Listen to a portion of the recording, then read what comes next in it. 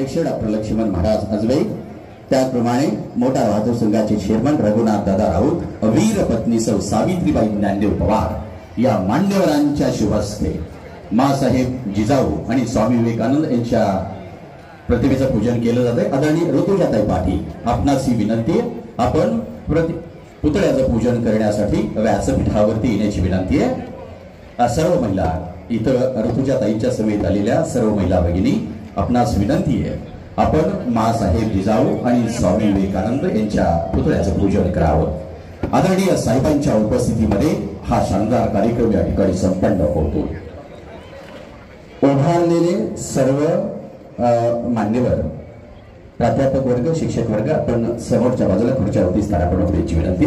विद्यार्थी मित्रांनी खाली बसा। या कार्यक्रमाच्या निमित्ताने उपस्थित असणाऱ्या वीर पत्नी आपण जरा व्यासपीठावरती येण्याची विनंती आहे। वीर पत्नी आपण जरा व्यासपीठावरती येण्याची विनंती आहे।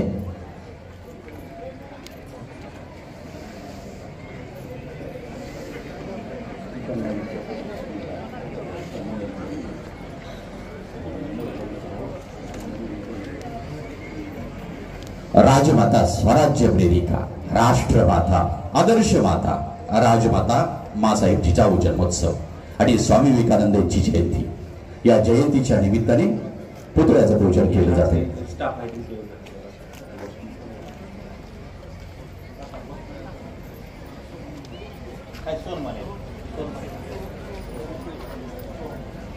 सोहम सोहम पुतळा पूजन होते, घोषणा सोहम।